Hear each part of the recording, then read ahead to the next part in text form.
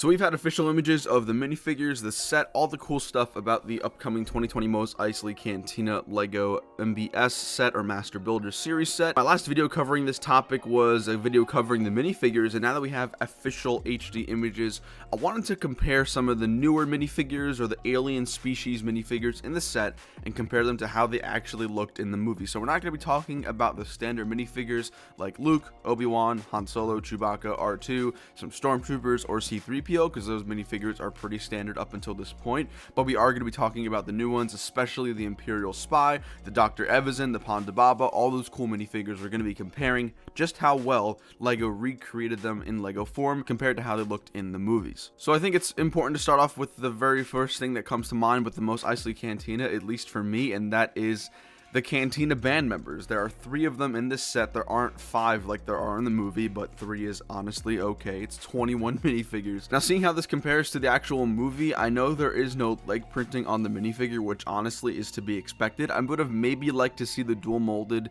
dark bluish gray and then black feet leg printing. I think that might have worked because of the boots that the actual Cantina band members have, but other than that, there's nothing really too much to say about the minifigures. I think they all have their respectable instruments. Now, I've always been a big fan of the head mold for these Mos Eisley band members, so overall, I'm pretty content with getting 3. Wish it could have been 5, but 3 is enough. Now, I think it is also worth mentioning the bartender. This is the guy who says, "We don't serve your kind here." Overall, it looks pretty good. I love how there's like the little sort of cutout piece in the shirt to show that chest hair, just like in the movie. Only thing is, I feel like the minifigure face looks a little bit younger than what he actually looks like in the films. But some other cool details here on the face. You can see the sideburns, sort of where the hair goes down toward that white gray color. You could also see the whiskers from the shaving on the beard, which also looks pretty cool. So overall, nothing too crazy with the minifigure, but I did think it was definitely worth covering. Next up is one of the ones I'm most looking forward to. This is the Imperial Spy, the guy who snitches on Han Solo and crew in episode 4. I've been long awaiting a minifigure recreation of this character. The most important thing to me is obviously that nose piece, which to me it looks like its own external mold.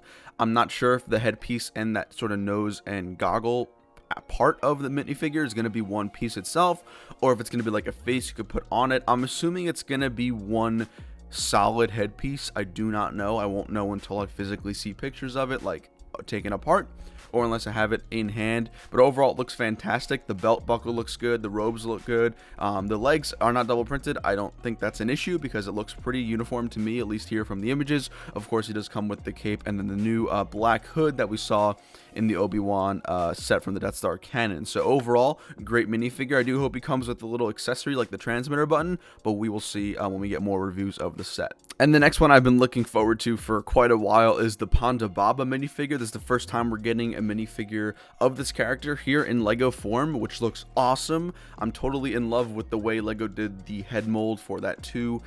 I don't know what they're called, the front section of his chin. It's just an overall ugly character, but in terms of recreation, I think LEGO absolutely nailed it. His torso does also have the orange jacket with the tan undershirt. I think this is, however, a slightly missed opportunity to maybe have some new dual molded arms. You can see here in the images of him on the screen. In the movies, he has orange on the top, and then right below the elbow, there's sort of like this tan rugged look on like rags and stuff like that. I think that would have been a perfect opportunity to incorporate something new, a new dual molded arm, if that's not already a thing. I'm not entirely sure, but that's not something I'm going to nitpick. I'm overall happy that the head mold is perfect, so I'm very, very happy with this one. Now, of course, you can't have the Ponda Baba minifigure without his #1 partner in crime here, Dr. Cornelius Evazan. I had no idea his first name was Cornelius. Pretty interesting fun fact of the day, but overall, this is a great minifigure. I really like the printing on the face, especially the wrinkles and the sort of battle scars and stuff like that on the right side of his face. It definitely accentuates all of his scars and that sort of white eye from being a wanted man in over a dozen systems or whatever it may be. In terms of the torso, it's pretty cool. You do have that sort of black belt buckle as well as the brown coat on either side with the tan undergarments. Overall, pretty good minifigure. Leg printing's pretty bland, but nothing I'm going to complain about. He does wear pretty rugged, plain, old dirty clothes in the films, so I wouldn't expect his minifigure to be anything extravagant in LEGO form, but I definitely think it's really nice and refreshing to finally have Ponda Baba and Dr. Evazan as a duo here in LEGO form. Now, the next minifigure I wanted to take a look at here in comparison to the movies is Kabe. He's like the short little bat slash rat slash chewy race animal. I don't know how exactly to describe it other than the scenes he's in the movie.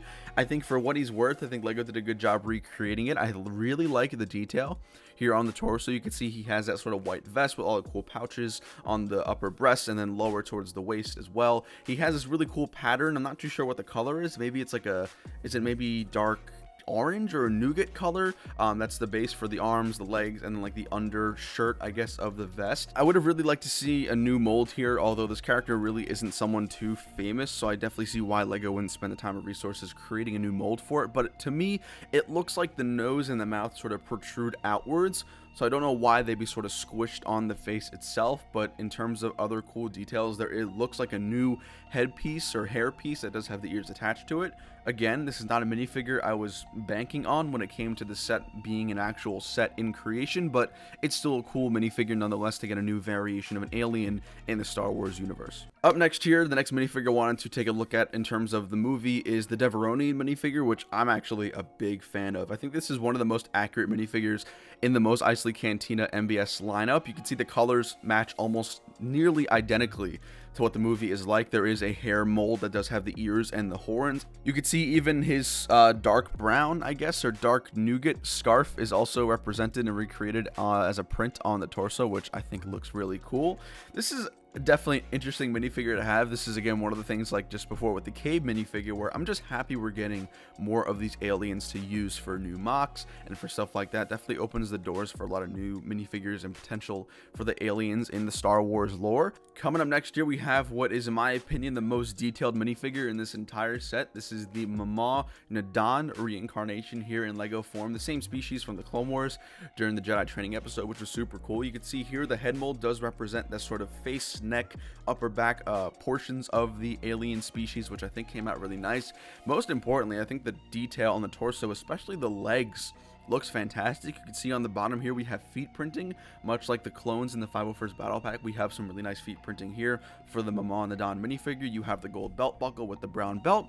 You also have the pistol holster, blaster holster, and then the scarf of 2, which looks really, really cool. So I'm actually in love with this minifigure. I cannot wait to add this to my collection. This is definitely one of the most detailed torso/leg combinations in the set. And I think there's a lot of cool fig barfs, or for those of you who don't know what that is, just potential customizations using that torso and legs, just with different heads, different accessories to make other cool minifigures. So overall, looks really great. And the very last minifigure I wanted to discuss in today's video is the brand new Trandoshan minifigures that we're getting. We're used to getting the Bosk one, which is notably a more green, light green color, but now we're getting one in dark tan, which as a mock builder, I think that's really, really awesome. Of course, the details are very accurate. You can see here the black eyes, the mouthpiece itself looks great with the sharp teeth, and overall just looks like a pretty dirty, rusty minifigure. So like, this isn't like an insane minifigure that we're getting in terms of detail, but it is really nice that we're finally getting a Trandoshan in tan. I think that opens up a lot of possibilities for new mocks. Like I said, new fig customizations, or fig barfs as they're better known as. So that's also something I definitely thought was worth mentioning. Well, everybody, that just about wraps up today's video. Like I said in the beginning, we weren't talking about every single minifigure in the set, more so just talking about the cooler ones, the new alien minifigures, whether it be updated or completely new molds. Overall, the 2020 fall MBS not UCS, just kidding, Mos Eisley Cantina is a set I'm very much looking forward to. I'm not sure if I'm going to have the funds to actually purchase it in the more recent future, but hopefully at some point down the line I will add it to my collection. Thank you guys for watching. Let me know which minifigure you're most excited for coming in this set down below in the comments, guys. Of course, drop a like and subscribe if you're new, but until then, I'll see you later. Take it easy. Peace.